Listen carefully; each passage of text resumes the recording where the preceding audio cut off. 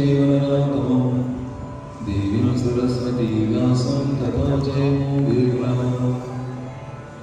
हरे कृष्ण। गुरु और गुरु की असीम कृपा से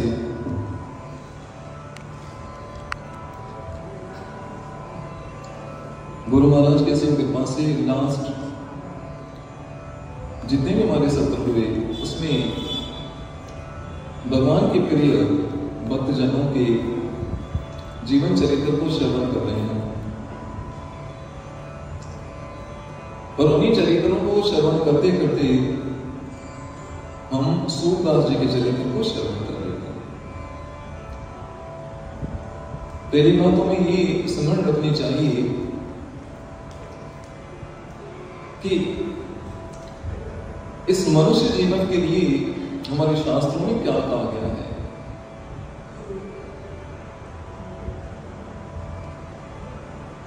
गुरु ग्रंथ साहिब जी महाराज ने कहा है, सुर दुर्लभ मानुष तन पावा बड़ भाग से नर तन पावा। सुर दुर्लभ यानी कि देवताओं को जो जीवन दुर्लभ है वो जीवन हमें मिला है। मानव जीवन को देवताओं में भी सबसे ज्यादा श्रेष्ठ कहा गया है। सुर दुर्लभ यानी जो देवताओं को नहीं मिला वो हमें मिला है। और इस मानव जीवन को प्राप्त करने के बाद इसके सबसे बड़ा श्रेष्ठ लाभ क्या है?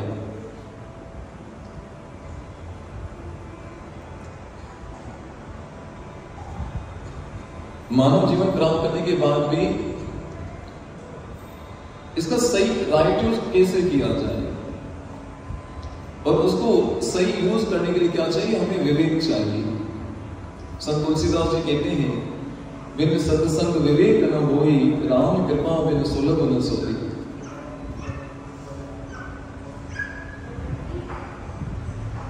बिन सत्संग विवेक न होई, राम कृपा बिन सुलभ न सोई। कि मनुष्य तो हम बन गए, तो मनुष्य जीवन को कैसे चलाना है, यदि ये बुद्धि हमारे पास नहीं तो फिर श्रील प्रभुपाद जी कहते हैं वो जैसे 4 पांव वाले पशु होते हैं ऐसे हम लोग 2 पांव वाले पशु हैं, इंटेलिजेंट एनिमल बस, जो अपने जीवन को आहार निद्रा भय और मैथुन के अंदर गंवा रहे हैं। और ये विवेक जागृत कब होता है? जब हमें सत्संग का प्राप्ति होती है। बिन सत्संग विवेक न होती। सत्संग का अर्थ क्या? यानी उन चरित्रों को श्रवण करना जिससे हमारा चरित्र सुंदर बने। कई मैं सत्संग में कह चुका हूं कि जैसे जैसे हमारे समाज के अंदर से ये परंपराएं निकलती जा रही हैं, हरि कथा की, कीर्तन की, साधु संग, तो ऐसे से क्या हमारी संस्कृति भी क्या होती, लुप्त होती जा रही है। अब ये टाइम पे अगर आप थोड़ा सर्वे करेंगे, इस विश्व में जितने भी देश हैं, जिस जिस देश में रामचरितमानस, भागवत महापुराण, भगवत गीता, ये जहां हमारी सनातन संस्कृति का प्रचार होता है वहां पर सनातन दिखता है। और जहां पर ये हरिकथा समाप्त हो गई ना, वहां सनातन भी समाप्त हो चुका है। आप जरा नोट करके देखो, जरा एक इसमें विचार करना चाहिए कि ये सनातन संस्कृति को जीवित रख के कौन बैठा हुआ है। जो बड़े बड़े कथावाचक हैं, जो महान संत हैं, उन्होंने सनातन संस्कृति को जीवित करके रखा हुआ है। और जैसे ही हरि कथा समाज में से समाप्त हुई ना, नहीं तो मुझे अपना बचपन याद आता। उस टाइम ये रामानंद सागर जी का नया नया सीरियल निकला था रामायण, तो इतना क्रेज था और लोग जो यूथ थे, बच्चे थे, बड़े बूढ़े सब बड़े शौक से उसके पीछे पागल थे।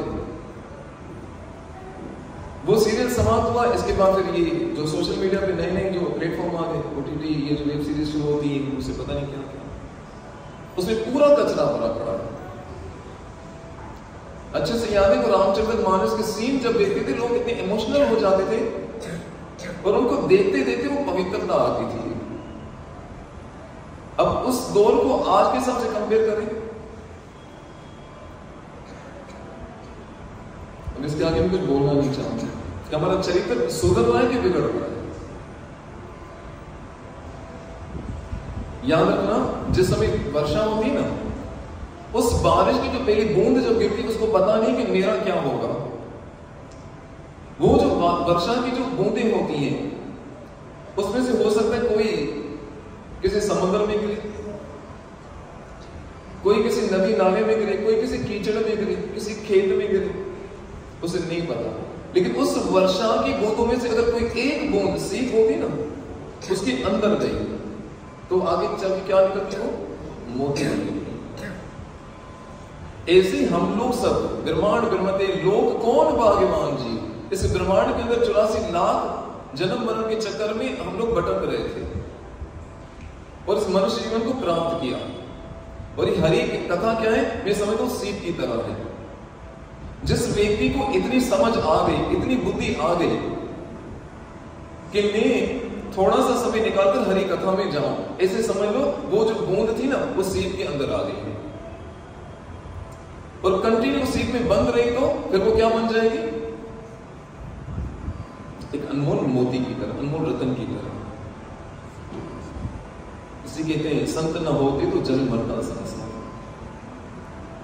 अभी जितने भी हमारे यूथ, ये बच्चे जो बैठे हैं, ये उस बारिश की बूंद की तरह है और ये सत्संग क्या है? उस सीप की तरह है। अब यही बच्चे सीप में आए तो आगे चल इनका मूल्य बनेगा।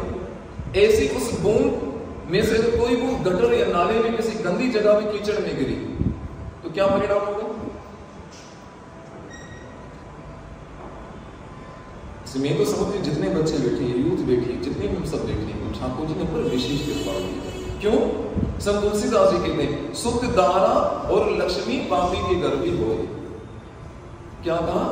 सुख दारा और लक्ष्मी पापी के घर भी हो, पर संत समागम और हरि कथा तुलसी दुर्लभ हो। कि बहुत सारा धन, संतान, वैभव भगवान के पापी को भी दे देते हैं। सुख दारा और लक्ष्मी पापी के घर भी हो, पर दुर्लभ चीज क्या है? संत समागम और हरि कथा। जैसे हम किसी पार्लर में जाते हैं ना, वो सुंदर दिखने के लिए, बाहर सब कितने सुंदर हो लेकिन अंदर से कोरों हो तो वो सुंदरता किसी काम की नहीं है। बाहर सब कितने भी सुंदर हो पर हमारे आचरण अच्छे नहीं है, तो ये ऐसे ही है जैसे किसी डेड बॉडी को बहुत अच्छे ऑर्नामेंट से तैयार किया जाए। बहुत अच्छी अच्छी ज्वेलरी पहना दो डेड बॉडी को, तो कोई देखेगा उसे? इसलिए हमारा कितना धन हो, कितनी सुंदरता हो, कुछ भी हो, लेकिन हमारा चरित्र अगर ठीक नहीं है तो फिर वो उस डेड बॉडी को सजाने के समान है। और वास्तव में हरि कथा क्या करती है? ये उस पालक की तरह जो हमारे चरित्र का निर्माण करती है, सुंदर बना देती है। आज मैं बच्चों को देखता हूँ, उनके परिवार को देखता हूँ, प्राउड करते हैं कि यार ये हमारे बच्चे को क्या, मैं सैंपल दिखाऊंगा भगवद्गीता। तो वास्तव में उस बूंद में, वो बूंद जो लकी हुई किसमें? सीप में गिरी। तो इसी हरि कथा के उस सीप की तरह है। जब हमारा विवेक जागृत होता है कि मैं जानना किस दिशा में है। और इस हरि कथा की महिमा क्या है, इंपोर्टेंस क्या है, इस चीज को पहले समझना चाहिए। आज पूरे विश्व में जितने देश हैं, उन देश में आप थोड़ा एक नोट करके देखो, जहां जहां हरि कथा समाप्त हुई ना, वह सनातन का नाम निशान तक नहीं है। और जिस समाज में हरि कथा चलती रहती, आज भी उसमें सनातन संस्कृति दिखती है। और बड़ा दुर्भाग्य है, जैसे जैसे सोशल मीडिया, ये इंटरनेट या जिसमें एडवांस होते जा रहे, ऐसे हम अपनी सनातन संस्कृति को पीछे छोड़ते जा रहे हैं। वो कहते हैं रन फास्ट रन लॉस, आगे बढ़ो पीछे छोड़ो। और क्या पढ़ाना चाहिए वो भी हमें ये अकल नहीं है। रामचरितमानस जब हम देखते थे, वो सीरियल ही देखते थे, चलो मान लो, उसमें पहली शिक्षा दी जाती थी कि जब भी भगवान श्री राम, लक्ष्मण, भरत और शत्रुघ्न चारों जब छोटे थे तो सवेरे उठकर पहले क्या करते थे? अपने माता पिता के सामने शीश नवाते थे। और ये परंपरा हमारे समय में भी थी। स्पेशल चांद का दिन होता था तो खासकर ये में बताया जाता, आज आप भाई दादा दादी, नाना नानी जो घर में हैं, बड़े हैं, उनके जो चरण छूते हो।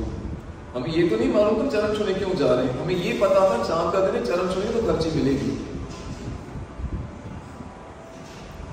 और याद रखना, जिस समाज के अंदर अपने बड़े गुरुओं की ब्लेसिंग्स ली जाती हैं, अपने बड़ों का आदर किया जाता है, उनके आशीर्वाद प्राप्त होते हैं, क्योंकि उसके जीवन में यश, लक्ष्मी और उसका स्वास्थ्य वो तीनों बहुत जल्दी आगे बढ़ते हैं, दिव्य बनते हैं, उसमें वृद्धि होती है।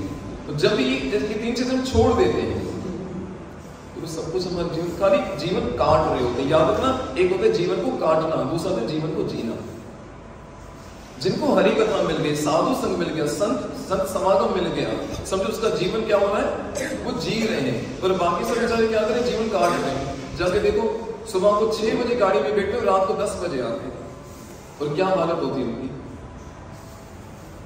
तो एक होता है जीवन को काटना, दूसरा होता है जीवन को जीना। तो हरि कथा क्या करती है, जीवन जीना सिखाती है। इसलिए तो गोपियों ने कहा, तब कथा अमृतम तप्त जीवनम। इस तपे हुए जीवन के अंदर जो इच्छाओं की अग्नि में, परेशानियों की अग्नि में जल रहे हैं, उसमें आपकी कथा क्या है, उस अमृत के समान है, जो मरे हुए को भी क्या करती है, जीना सिखाती है, जीवन प्रदान करती है। इसे याद रखना, इस शरीर को चलाने के लिए हमें अन्न की, जल की, अन्य वस्तुओं की जरूरत होती है। पर जब हमारा मन बीमार हो तो आपके सामने 56 भोग भी लगे हो तो उसको देखने का मन नहीं करेगा, क्योंकि शरीर को तो पोषण मिल रहा है, लेकिन हमारे मन को, हमारी आत्मा को पोषण नहीं मिल रहा। इसलिए हमारे मन और हमारी बुद्धि को पोषण देने वाला क्या है, ये हरि कथा है।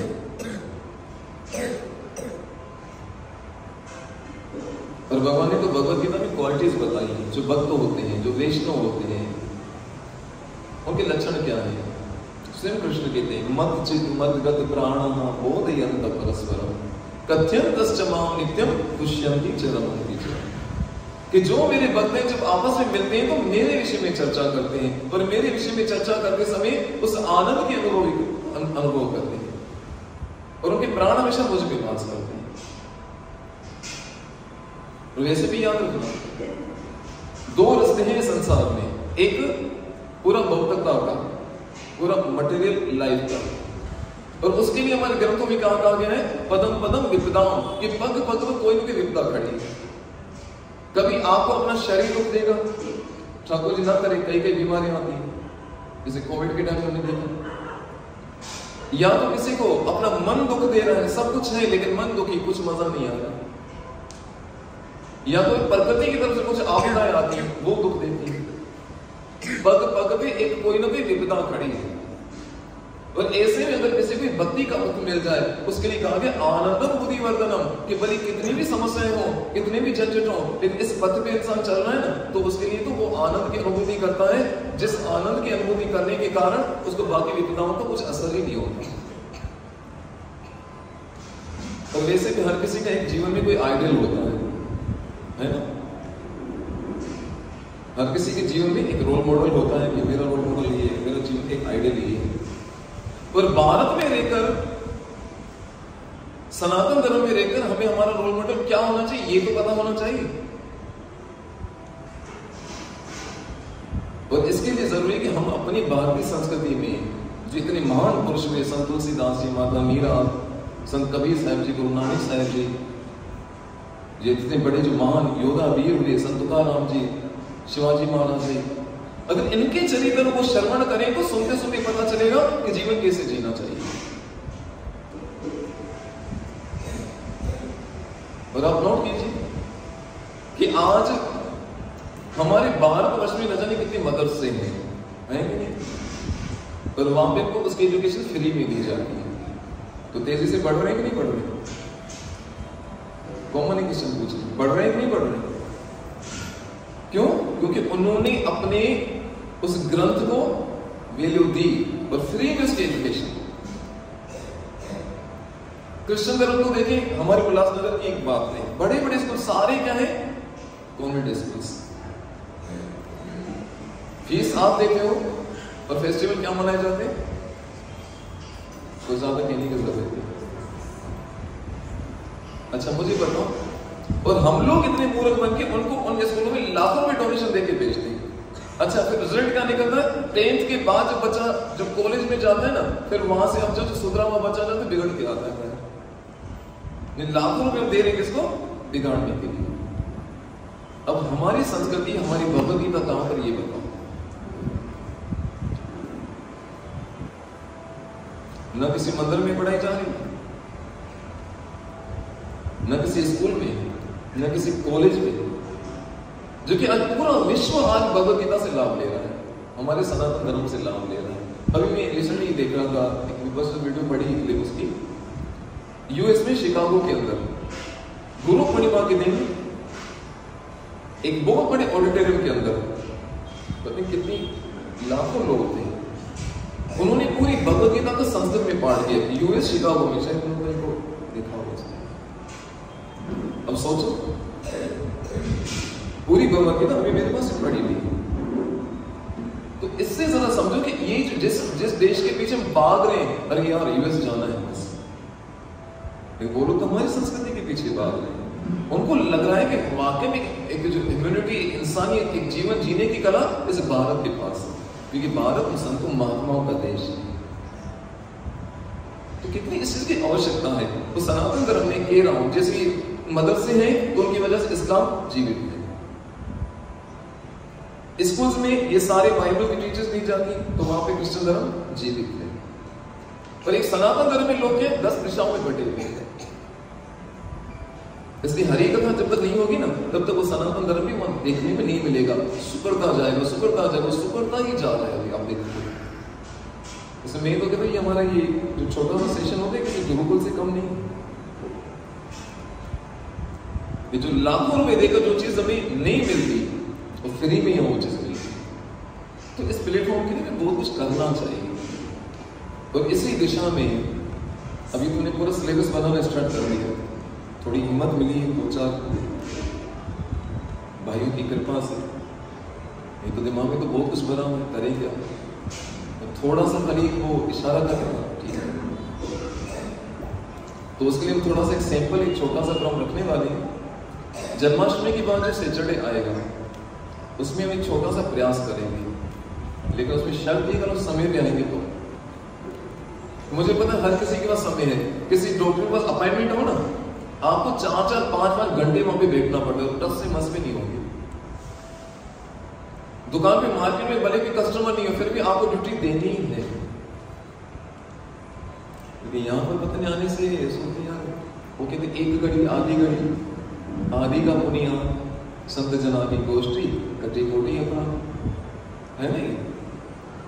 एक घड़ी, आधी घड़ी, आधी का पुण्य आध, संत जना की गोष्ठी, कटे कोटी अपना। जब एक छोटे से सेकंड में हमारे इतने पाँव कट सकते हैं, लास्ट में जाएंगे तो क्या है?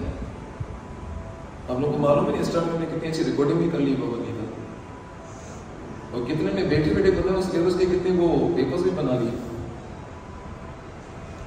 यहाँ पे मालूम समय की कंजूसी हो जाती है। तो मैं सूरदास जी के चरित्र को पूरा करूं, तो मैं आपको खाली डेमो दे रहा था कि आगे करने क्या है। उसमें बड़े बड़े प्राइज भी रखने वाले हैं, और उसमें कोई एज लिमिट नहीं है। उसकी तैयारी तो हमारी लगभग आरंभ हो चुकी है। तो मेरे सूरदास जी के चरित्र को आज पूरा करें कि आगे में जन्माष्टमी की पूरी तैयारी आरंभ हो जाएगी। अच्छा, कोई आप ऐसे बता सकते लास्ट टाइम हमने सूरदास जी के चरित्र में कहाँ पे विराम दिया था?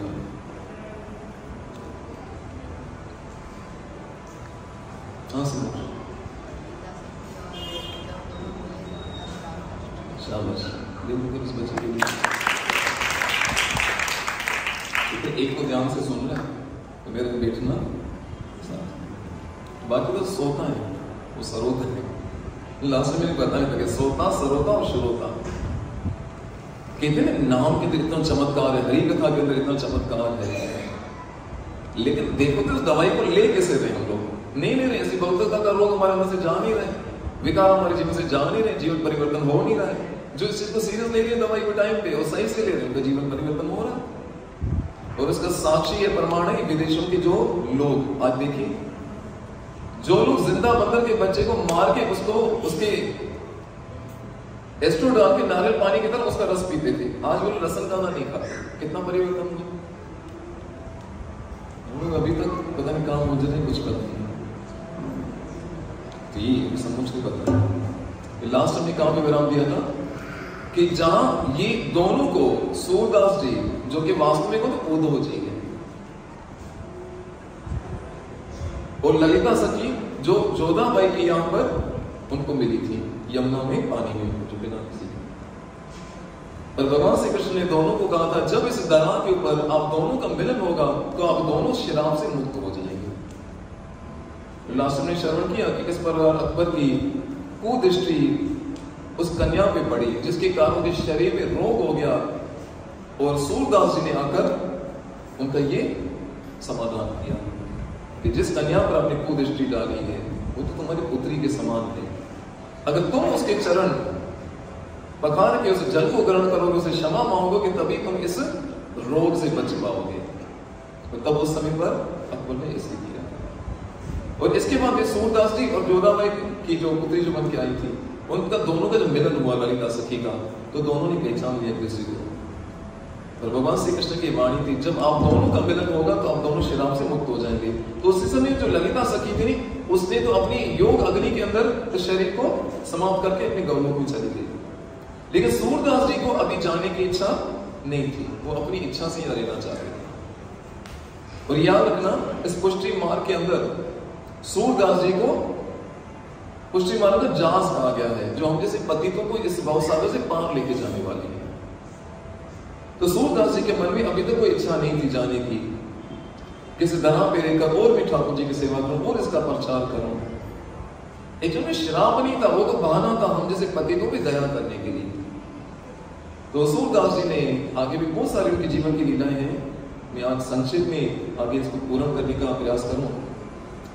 सूरदास जी ने अपने जीवन में एक संकल्प लिया था कि मैं 1.25 लाख पद भगवान श्री कृष्ण की महिमा में लिखूंगा। कितने? 1.25 लाख, 1,25,000। पर आज भी सूरदास जी के भजन, उनके पद बहुत प्रसिद्ध हैं और उनके अर्थ को, उसके भाव को अगर समझे तो हमें बहुत अच्छा एक मार्गदर्शन मिलता है। लेकिन पढ़ा है कौन? अगर सूरदास जी के सब्जेक्ट में, जब ये उत्तर प्रदेश में जाता हूँ कहीं पे, तो वहां पे कई स्कूल सूरदास जी के पूरे चरित्र के सब्जेक्ट पढ़ाया जाता है। उसमें उनके पदों के ऊपर पूरा वो क्या एक्सप्लेनेशन की जाती है, उसमें क्वेश्चन आंसर होते हैं कि क्या क्या उन्होंने शिक्षाएं दी है, कैसे जीवन जीना चाहिए, हर चीज में उसमें समझाया गया है। और आज भी हमारे समाज में सूरदास जी के पदों को गाया जाता है। हो सकता है आपने बहुत सारे सुने हों, मोसी ये बच्चे को कई बार गाते हैं, गजन मोक्ष, हे गोविंद हे गोपाल अब तो जीवन हारे। उसमें लास्ट में जो लाइन आती है, सूर कहे शाम सुनो अब तो जीवन हारे। 1.25 लाख पदों की उन्होंने एक संकल्प लिया था, मैं रचना करूंगा। और डेली की उनकी सेवा क्या थी, श्री नाथ जी को जैसे श्रृंगार होता तो फिर वो अंतर्दृष्टि से उनके श्रृंगार के दर्शन करके वो पदों की रचना करके सुनाते थे ठाकुर जी को। ये उनकी सेवा कंटिन्यू जीवन भर चलती रही। मैं 2-3 लीलाएं बताऊं जो समय है तो बहुत कुछ नहीं। उन सूरदास जी की सेवा में एक छोटा सा बालक था। वो बालक क्या था, वो साक्षात कन्हैया ही थे उनके पास। जब सूरदास जी भोजन ग्रहण करने बैठते तो वो लाला जो था, वो बालक था, वो क्या करता, उनके पास पानी की व्यवस्था करता, उनके भोजन की सबको देख रेख करता। एक दिन सूरदास जी भोजन करने के लिए बैठे और वो जो बालक का भोजन देकर किसी आवश्यक कार्य के लिए वहां से चले गए और पानी देना भूल गए। अब सूरदास जी जो गिलास ले रहे हैं, भोजन खा रहे हैं, तो ऐसे में को पानी की आवश्यकता पड़ी और ऐसे इतना बुरी हालत हो गई कि वो कंठ में गिलास अटक गया। अब पानी तो था नहीं सामने और इतना अटक गया कि उस बालक को पुकारने की भी ताकत नहीं थी। कभी कभी होता है ना ऐसा, वो कुछ अटक जा, सांस की नाली में चला जाता है। अब पुकारे तो किसको पुकारे, और ये गोपाल जी को पुकारे तो उनका भी नाम तो पूरी तरह से निकले नहीं। बड़ी बुरी हालत हो गई। और उस समय भी कौन सा था, वो गर्म धूप थी, गर्मी का समय था। अब करें तो क्या करें, ऐसे में क्या हुआ, जैसे टूटी फूटी वाणी से पुकारा, अरे गोपाल मुझे जल चाहिए, ऐसे जो बोला तो तुरंत एक बालक आया और वो जल की जारी होती ना, मट्टी की छोटा से कुल्हड़ होता है, वो आया और अपने हाथ से सूरदास जी के हाथ में देकर किया। वो सूरदास जी 2-3 सुना दी। जल के बिना मेरी हालत ये हुई, तुम थे कहां पे? कुछ नहीं बाबा, जल ले लो, पी के चले गए। ऐसे में जो बालक सूरदास जी की सेवा में था, उसको याद है, अरे आज तो पानी की जारी, यानी वो मटकी तो आज रखी नहीं, दौड़ के वापस आया और कहा, अरे बाबा आज तो पानी रखना भूल गया था, ये पानी आपको दिया किसने? वो कहना कई लोगों की हैबिट होती है बीच में पानी घट घट घट कर पीना। अरे पानी देना तो मैं भूल गया था। सूरदास ने जैसे सुना कि लाला तू पानी नहीं देके गया था आज, बोलता नहीं तो बाबा मैं तो किसी जरूरी काम से निकल गया था। तो सूरदास जी उसी समय को समझने में देर नहीं लगी, उनकी आंखों से आंसू निकलने लगे और कहने अरे लाला जरा जाके देखो सही ठाकुर जी के पास पानी की जारी है कि नहीं। वो बालक दौड़ कर गया और उस जारी जो वो मटकी जो रखी थी सूरदास जी के पास उसको देखा, और वहां जब श्रीनाथ जी के मंदिर में गए देखा तो पानी की मटकी थी नहीं, वही मटकी वहां सूरदास जी के पास रखी। उस गर्मी में नंगे पांव देखा कि सूरदास जी को पानी की जरूरत है, नंगे पांव धूप में दौड़कर सूरदास जी के पास जल लेकर आए। होंगे संसार में कई, लेकिन आपके जैसा संसार में तीन त्रिलोकी में कोई नहीं हो सकता। ऐसे कई लीलाएं ठाकुर, आपको पहले भी बताया, तो गड्ढे में गिर गए थे, ठाकुर जी ने उनको निकाला था। और ये सिर्फ काल्पनिक नहीं, आज भी हम गिरिराज की परिक्रमा में जाओ, चंद्र सरोवर में उनकी समाधि है, और अष्टछाप जो है उन सबकी समाधि है, कुंभन दास जी की, उससे जो आगे आगे जो हुए अष्टछाप में। तो अंत में सूरदास जी ने विचार किया मैं 1.25 लाख पद अपने ठाकुर जी की महिमा में लेखन करूंगा। तो स्वयं ठाकुर जी ने विचार किया कि अब तो उनको बहुत समय हो चुका है, अब इनको वापस आना चाहिए। सूरदास जी के पास ठाकुर जी आए, कहा कि सूरदास बूढ़ो अब बहुत समय हो गया धरती पे, आपकी शराब की अवधि तो पहले से समाप्त हो चुकी थी, आप तो अपनी इच्छा से इन कलयुगी जीवों का उद्धार करने के लिए रुके थे, अब देर मत करो चलो। सूरदास जी ने कहा प्रभु मैंने तो संकल्प लिया था 1.25 लाख पदों की रचना करूंगा, अभी तो 1 लाख ही हुए। कितने? 1 लाख हुए। ठाकुर जी ने कहा नहीं, तुम्हारा संकल्प पूरा हो चुका है। कैसे? तो जाओ अपनी पोथी को देखो, और उस पोथी में 1 लाख पद इन्होंने लिखे, जो बाकी 25,000 पद स्वयं ठाकुर जी ने लिखे। और दोनों में निशानी क्या है? सूरदास जी के पद में लास्ट में जो कवि होता है ना अपना नाम देता है, उसे सूर कहे ऐसे लिखा होता है। और जब ठाकुर जी ने जो 25,000 पद लिखे उसमें लिखे सूर और शाम दोनों का नाम आता है। ऐसे 1.25 लाख पदों की रचना पूरी 25,000 पद स्वयं ठाकुर जी ने पूरी की। आज सूरदास जी के पद आप सुनते हो, देखो क्या अद्भुत है। समय नहीं होती तो कहां क्या आपको सुना सकते। तो अंत में सूरदास जी का जब ये संकल्प पूरा हुआ तो एकदम श्रीनाथ जी की सेवा में नहीं थे। वल्लभाचार्य आदि जितने संत थे, आज सूरदास जी क्यों नहीं आए? ठाकुर जी को भोग के समय पर उनकी सेवा है, श्रृंगार के समय पर वो आते हैं, उनको पद सुनाते हैं, आज आपने ऐसा श्रृंगार पहना है, आज आपकी ये महिमा है, आज आए नहीं। और जो ठाकुर जी की सेवा में थे वो नोट कर रहे थे, ठाकुर जी बड़े उदास दिख रहे हैं। तो आचार्य ने कहा कि जरा सूरदास जी की खबर तो वो कहां पर है देखने के। तो पुनः आके वल्लभाचार्य जी से कहा कि वो तो आपकी प्रतीक्षा कर रहे हैं, मात्र अपने प्राणों को रोक के रखा है। वो श्रृंगार सेवा करके वल्लभाचार्य जी पुनः आते हैं और सूरदास जी उस समय पर जाने के लिए तैयार है। वल्लभाचार्य ने उनके शीश को अपनी गोद में रखा है और उस समय परीक्षा लेना चाहिए कि इस समय इनकी चेतना कहां पर है, इस समय उनके मन में चल क्या रहा है। पूछा सूरदास इस समय तुम्हारे चिंतन में क्या चल रहा है? क्योंकि याद रखना जो पूरा जीवन जो तपस्या करते हैं, लेकिन अंत समय जब आता है ना उस समय शरीर की अवस्था ऐसी हो जाती है कि कुछ किसी को ठाकुर जी का नाम तो क्या कुछ होश नहीं रहता। और इसे चाणक्य पंडित ने कहा है जिस समय शरीर से जब आत्मा को निकाला जाता है तो उस समय कहते 1 लाख बिच्छू एक साथ डंक मारे, इतनी पीड़ा उस समय होती है। और उस समय वो ठाकुर जी का नाम क्या याद आएगा? जैसे ये जो करते हैं ना डेली जो प्रैक्टिस करते हैं हरि नाम की, उस अंत समय को सफल बनाने के लिए। अरे एक नाखून का लेवल शरीर से पकड़ से खींच के निकाले क्या हालत होगी, और आत्मा जो पूरे शरीर से निकाली जाती है क्या स्थिति होती होगी? उस समय ठाकुर जी का क्या नाम याद आएगा? कितनी पीड़ा होती है।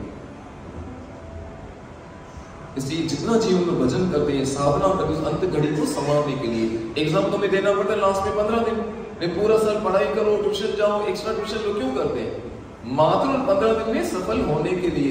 इसे पूरा जीवन जो तैयारी करते हैं उस अंत घड़ी को सफल बनाने के लिए। इसीलिए तो वो गाते हैं इतना तो करना स्वामी जब प्राण धन से, ये उसकी तैयारी होती है। सूरदास जी ने उस समय कहा ये समय तो मुझे श्यामा श्याम जो के तो पद में कहा था, कवि में बहुत सुंदर उनके पद हैं, इस समय तो मैं उनका ध्यान कर रहा हूँ। उस समय फिर वल्लभाचार्य ने अपने जितने भी जो गुरु भाई थे, जो शिष्य थे, उनसे कहा कि पुष्टि मार्ग का जो जहाज जो इस कलयुग में आया था जीवों को तारने के लिए, उसकी विदाई का समय है। अगर इससे कुछ सीखना है तो पूछना है, कुछ सीख लो, पूछ लो। तो में से एक साधक ने पूछा कि मेरे मन में एक शंका है, उसका समाधान कीजिए कि आपने जीवन भर ठाकुर जी की महिमा में इतने सारे पदों की रचना की, लेकिन आपने अपने गुरु महाराज के लिए एक भी पद नहीं लिखा। सूरदास ने कहा, बाबा रे, मैंने तो अपने गुरु को कभी कृष्ण से अलग समझा ही नहीं। ये जितने मैंने पद लिखे हैं कि गुरु और कृष्ण कोई अंतर होता है, तो सारे पद मैंने अपने गुरु महाराज की महिमा में लिखी है। और ये हमें शिक्षा देते हैं, कहते हैं ना कलयुग में ठाकुर जी क्या करें, गुरु और कृष्ण दोनों में कोई अंतर नहीं है। बस वो हम जैसे जीवों पर दया करने के लिए साधारण व्यवहार करते हैं, और इस चक्कर में हम मायावी लोग उनको साधारण व्यक्ति समझ लेते हैं। नहीं तो आप जरा विचार कीजिए, एक साधारण व्यक्ति का इतने लाखों करोड़ लोगों का जीवन परिवर्तन कर सकता है कभी? कभी नहीं। तो इस प्रकार सूरदास जी पुष्टि मार्ग के जहाज कहे गए, इस कलयुग से उनकी विदाई होती है, जो वास्तव में कौन थे? उद्धव जी। तो इस प्रकार आज भी सूरदास जी अपने पदों के अंदर जीवित हैं, और जो उनके पदों के भाव को, उसके अर्थ को समझता है, उसको जीवन सफल बनाने में बहुत ज्यादा मार्गदर्शन मिलता है। तो मेरा आपसे निवेदन है, ये संसार हीरो हीरोइन पता नहीं कितने टाइम तक चलेंगे, लास्ट में उनका परिणाम क्या होगा आप सबको पता है। कितने अच्छे अच्छे हीरो हीरोइन, अभी रिसेंटली कुछ ऐसे केस आए जो बड़े बड़े किसी समय में जो एक्टर थे ना, हॉस्पिटल में उनके बच्चे उनको देखने तक नहीं आए थे। अभी रिसेंटली 2-3 केस में, नाम मुझे याद नहीं आ रहे, क्या होगा उनको हम रोल मॉडल बनाए। ऐसे महात्माओं के चरित्र को श्रवण करेंगे तो सीखने को बहुत कुछ मिलेगा।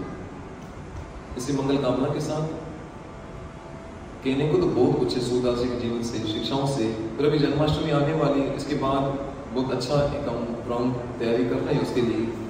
इसी बस ऐसे महात्माओं के चरणों का आशीर्वाद लेते हुए आज की कथा को विराम दें। याद रखना, अंत में अपनी वाणी को विराम दो। कहते हैं भक्त, भक्ति, भगवंत और गुरु, क्या 4 चीजें, भक्त, भक्ति, भगवंत और गुरु, चतुर नाम वपु एक। ये चारों नाम दिखने में अलग है लेकिन है एक। कौन कौन? भक्त, भक्ति, भगवंत और गुरु। चतुर नाम वपु एक, दिखने में अलग है लेकिन है एक।